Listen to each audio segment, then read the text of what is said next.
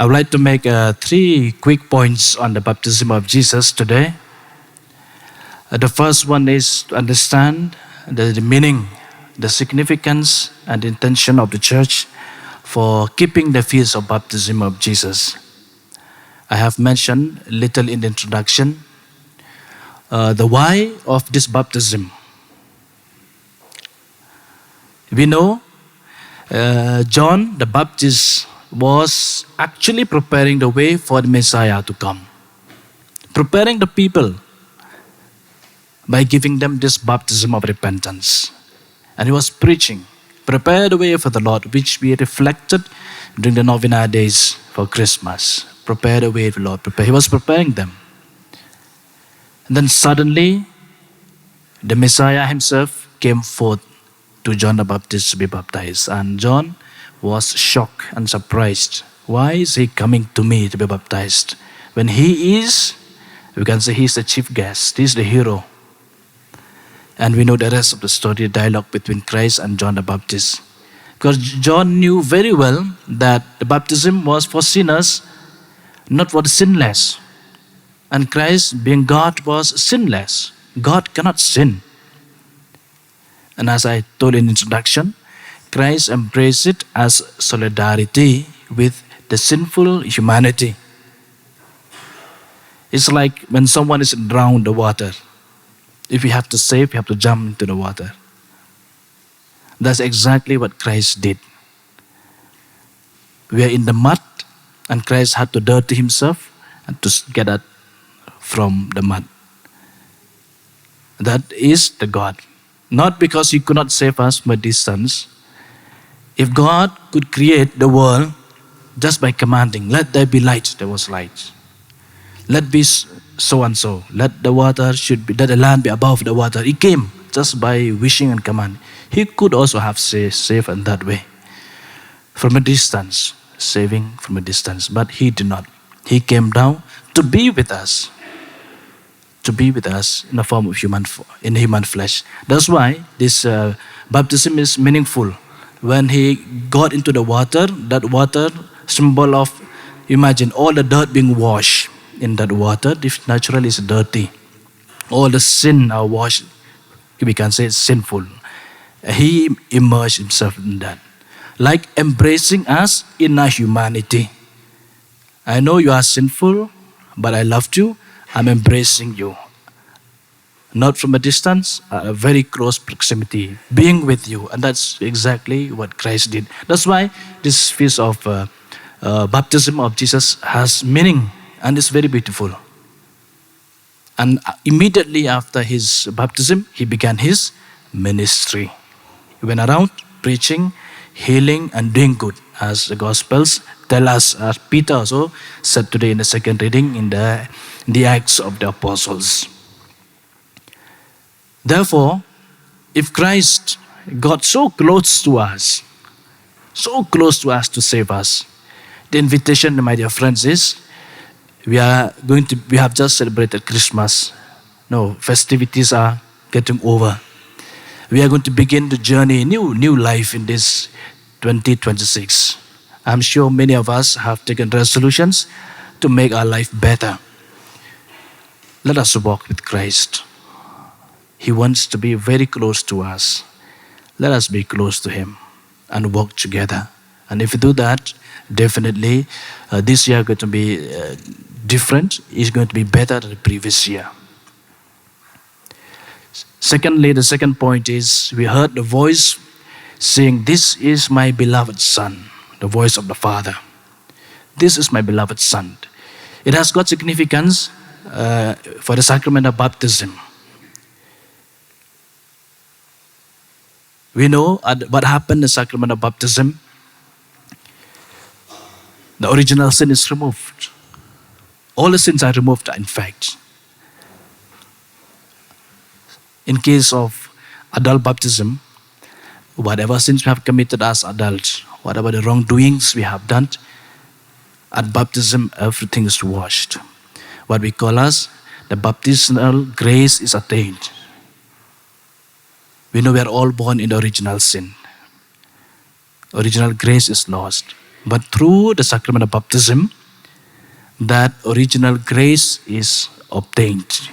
All the sins are washed. That is the power. That's why baptism is very, very important. The first of the 7 sacraments, without which we can't receive any of the sacraments. We are children of God. We are born in the image and likeness of God. In fact, I asked some young people this morning when I celebrated the Mass, what is the significance of the sacrament of baptism? They said we become children of God. And I asked another question, what about those who do not receive baptism? Are not they children of God? They could not answer. We are all human beings are children of God. We are all, but we are tainted by the original sin. What happened at baptism is that stain is removed. And we become, we continue to be children of God. We become, let's say, more worthy children of God through the grace of baptism. We are purified. So when the voice came out from the cloud, this is my beloved Son, it is a reminder for you and for me that through baptism, God has taken claim of us. This is my beloved Son, this is my beloved daughter. It's an invitation to reflect, to look back at our own baptism. To look back at our own baptism. Perhaps many of us received baptism when we were babies. We didn't know what it was. But it was so beautiful, so meaningful. And now that we are adults, it's good to look back and reflect.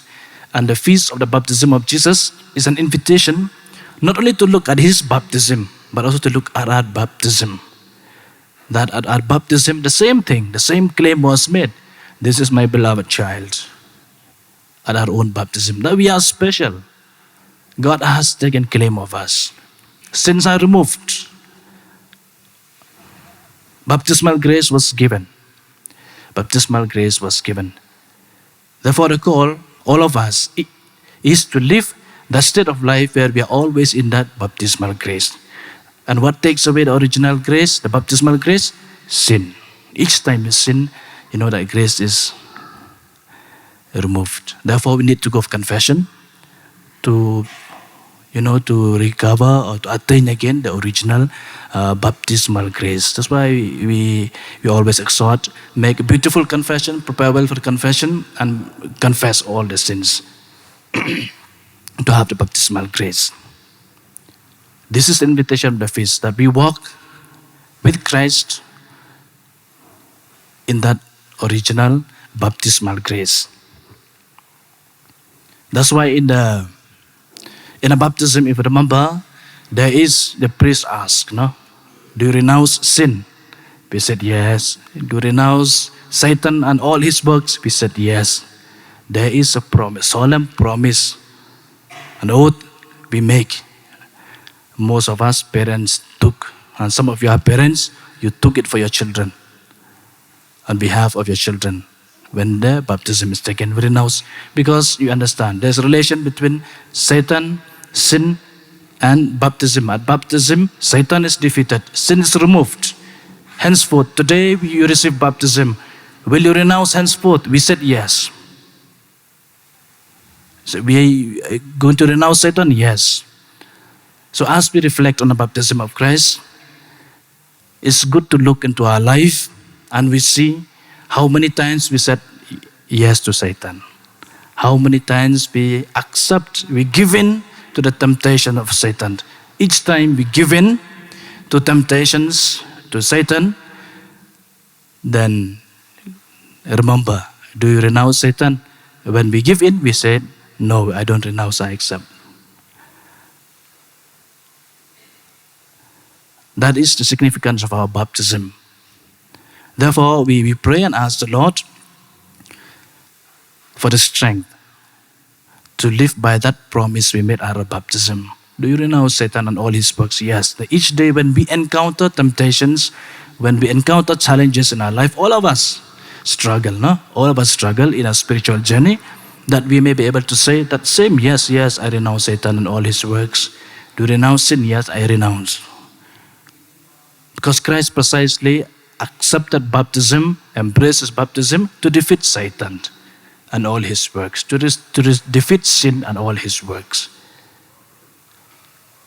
And the third point is what St. Paul says in the second reading.